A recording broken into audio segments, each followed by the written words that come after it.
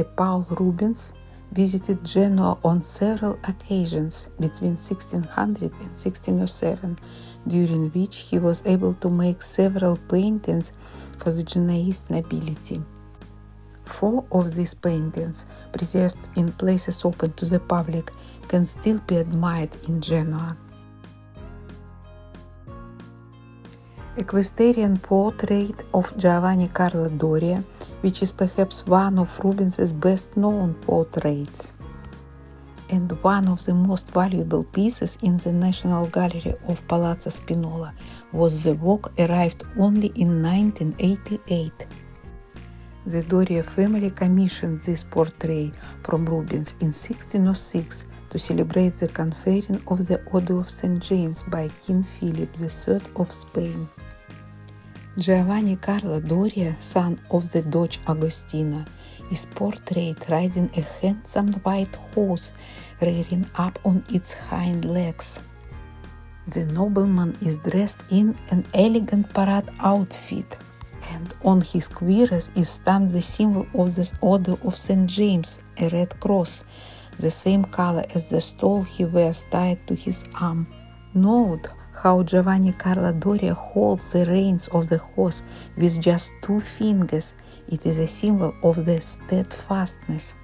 Behind the foliage of the oak tree, a symbol of strength, we notice an eagle, which is the symbol of Doria family, while instead below the horse we find a dog, representing the family's loyalty to the Spanish crown. The impetuous movement of the horse, the dynamism of various elements such as scarf and tree foliage, and the rays of light ripping through the ominous clouds of the sky give us a tangible idea of Rubens's Baroque poetics devoted to impress the viewer. Venus and Mars we can see now in the Palazzo Bianco. This is a work of Rubens's maturity, dating from between 1632 and 35. According to the art historians in the past, the 2 main characters here were Rubens himself and his wife. Here we can see some elements typical of Venus and Mars iconography. Foremost among them, Cupid disarming Mars by taking away his sword. The idea might be put forward that the characters might imply a mythological allegory in which the god of war is seduced by the beauty of his beloved Venus, and the joie de vivre provided by wine, which facilitates love and is represented by the god Bacchus, while on the right the ghostly figure of a Fury looks at the scene with disdain as she is defeated by love.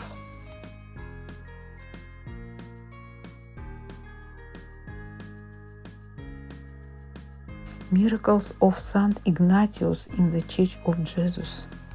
It was commissioned by brothers Nicola and Marcello Pallavicino. Rubens painted in Antwerp and sent it to Genoa in 1620.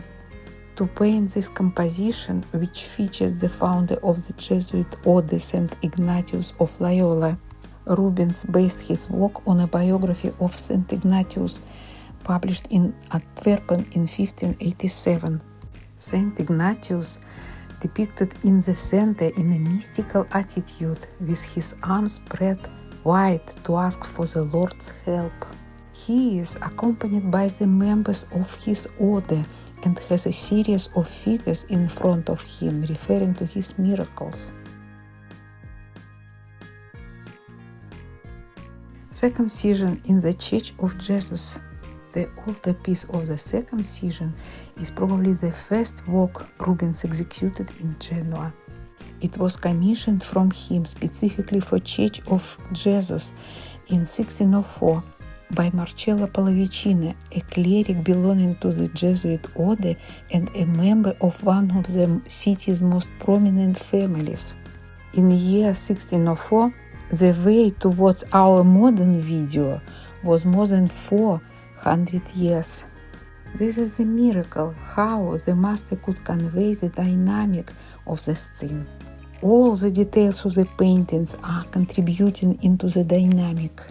The swell of angels, the body of the infant Jesus who is undergoing the painful operation, and the Madonna who turns away not to watch. The colors of the painting are already the warm ones, typical of Rubens's art. This work is of special importance because it is considered the painting that kicks off the Baroque in Genoa.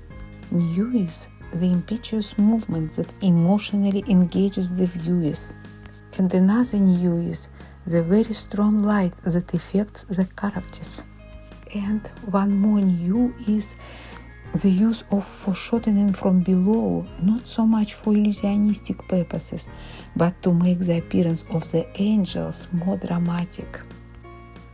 All four paintings are of the great treasure, and after belonging to different and multiple private collections, they are finally accessible to the wide public.